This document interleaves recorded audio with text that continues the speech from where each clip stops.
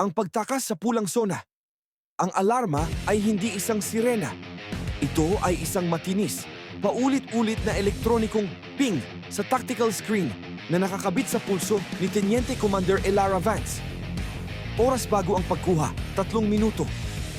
Sumandal siya sa malamig at mamasa-masang bato ng sinaunang aqueduct. Ang hangin ay makapal sa amoy ng ozone at sunog na gasolina.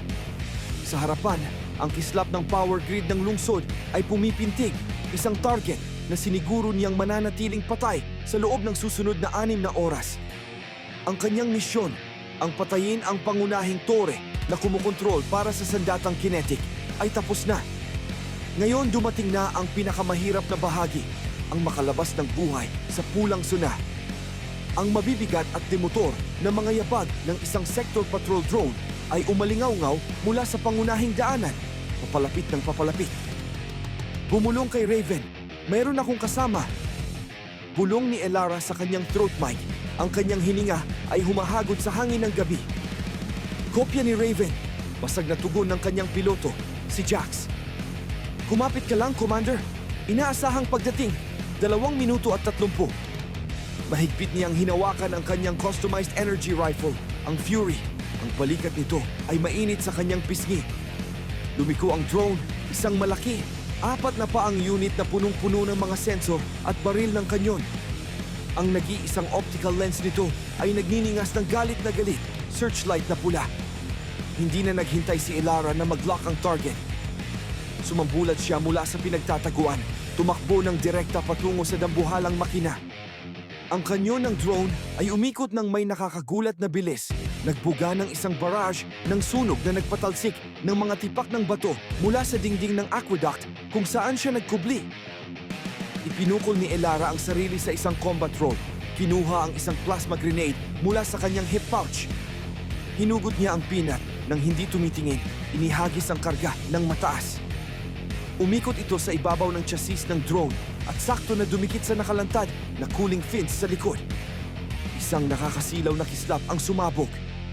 Natumba ang drone, ang mabigat na frame nito ay huminto ng may tunog ng pagkaladkad. Makapal na itim na usok ang bumubuhos mula sa mga vent nito. Ang pula nitong mata ay kumislap at namatay. Hindi bumagal si Elara. Tinalon niya ang umuusok na balangkas at patuloy na tumakbo sa makipot, puno ng guhong batong kalye patungo sa itinalagang extraction point, isang helipad sa bubong, 3 block ang layo. Oras bago ang pagkuha, 1 minuto at 45. Isang biglaang bugso ng laser fire ang nagtahi sa lupa malapit sa kanyang mga paa. Mga target na tao. Tumingala siya. 2 sector security enforcers ang nakapwesto sa isang fire escape ladder, 40 talampakan sa itaas. Hindi ko sila maaalis, Jax. Magkita tayo, Commander. Nakaaktibo na ang mga evasive maneuvers. Ang natatanging ingay ng VTOL ni Jax, ang Mantis, ay naging nakakabingi. Mabilis itong nagdaan ng mababa sa ibabaw ng mga bubong, isang madilim na anino laban sa mga ilaw ng lungsod. Nakita ni Elara ang kanyang pagkakataon, isang scaffolding na ginagamit para sa pagpapanatili ng gusali na bahagyang umuugoy sa hampas ng mga rotor ng Mantis. Tumalon siya sa isang nakatiwangwang na tangke ng tubig para sa elevasyon. Pagkatapos ay inihagis ang sarili sa scaffolding. Sumayad ang kanyang mga daliri sa metal at kumapit siya.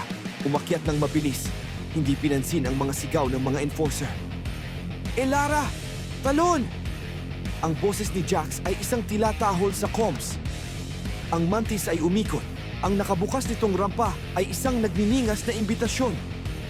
Huminga ng huling hininga si Elara, sinipa ang hindi matatag na scaffolding. Sa sandaling nagpaputok muli ang mga enforcer. Lumipad siya sa hangin, tumama ng malakas sa rampa. Ang malamig na metal ay tumama sa kanyang tiyan. Malakas na mga kamay.